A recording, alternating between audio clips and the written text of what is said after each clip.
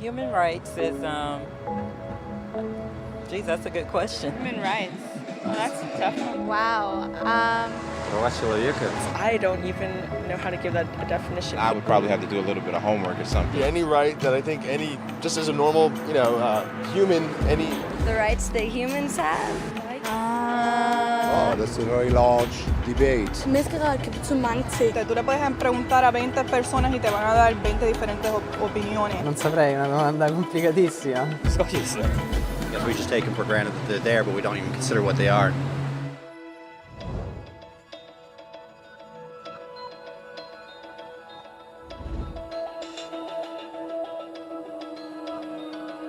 Human rights are the rights you have simply because you're human. It's how you instinctively expect and deserve to be treated as a person, like the right to live freely, to speak your mind, and to be treated as an equal. There are many kinds of rights. Most apply to a certain group. But human rights are the only ones that apply to absolutely everyone, everywhere. That means kids, old people, poor people, basketball players, garbage men, rappers, teachers, Africans, Indians, Albanians, Christians, Muslims, Kabbalists, atheists, your mom, your dad, your next door neighbor, and you all have the exact same human rights. In other words, they're universal. But the question remains, what are they? Name the human rights? What the human rights are? The right to live. Equality between all peoples. Right to religion, the right to... Is there supposed to be a list somewhere I should be aware of? According to the United Nations, there are a total of 30 human rights, which are usually lumped together and called simply human rights. They're all listed out in the Universal Declaration of Human Rights, which is the world's most widely accepted document on the subject. But it was a long time in coming.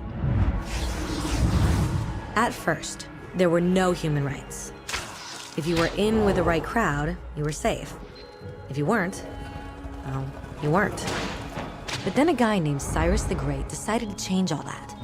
After conquering Babylon, he did something completely revolutionary. He announced that all slaves were free to go.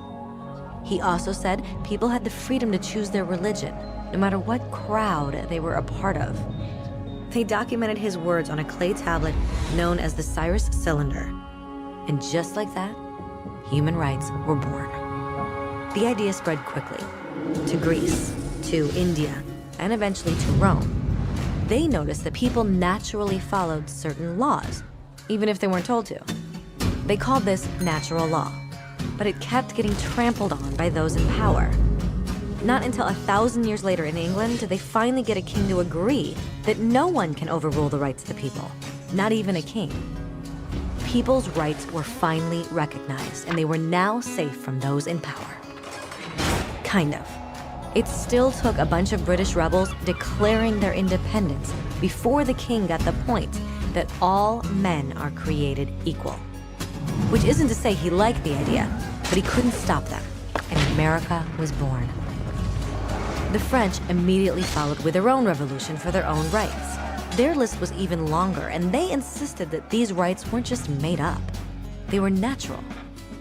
The Roman concept of natural law had become natural rights. Unfortunately, not everyone was so thrilled. In France, a general named Napoleon decided to overthrow the new French democracy and crown himself emperor of the world. He almost succeeded, but the countries of Europe joined forces and defeated him. Human rights was again a hot topic. They drew up international agreements, broadly granting many rights across Europe.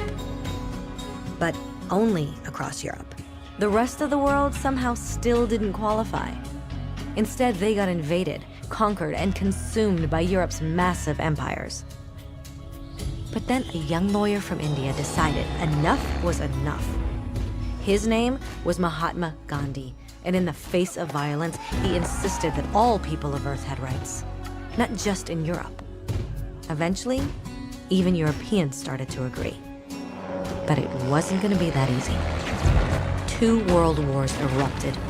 Hitler exterminated half the Jewish population of Earth in horrifying Nazi death camps. And all told, 90 million people died. Never had human rights been so terrifyingly close to extinction. and never had the world been more desperate for change. So the countries of Earth banded together and formed the United Nations. Their basic purpose was to reaffirm faith in fundamental human rights, in the dignity and worth of the human person. But what were human rights? Were they the proclamations of Cyrus, the natural laws of Rome, the declarations of France? Everyone seemed to have a slightly different idea of what human rights should be. But under the supervision of Eleanor Roosevelt, they finally agreed on a set of rights that applied to absolutely everyone. The Universal Declaration of Human Rights.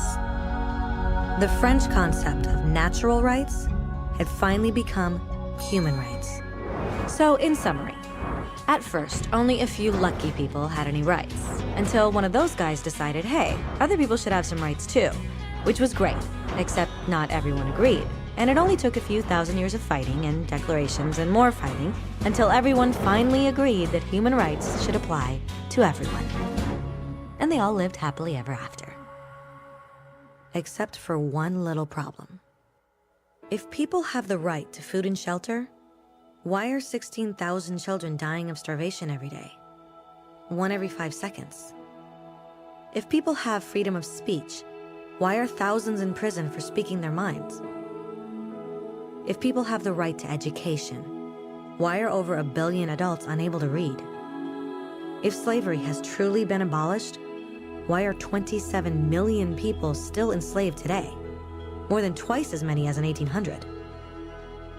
The fact is, when it was signed, the Universal Declaration of Human Rights did not have the force of law. It was optional. And despite many more documents, conventions, treaties, and laws, it's still little more than words on a page. So the question is, who will make those words a reality? I have a dream today. When Dr. King marched for racial equality, he was marching for rights that had been guaranteed by the United Nations for almost 2 decades.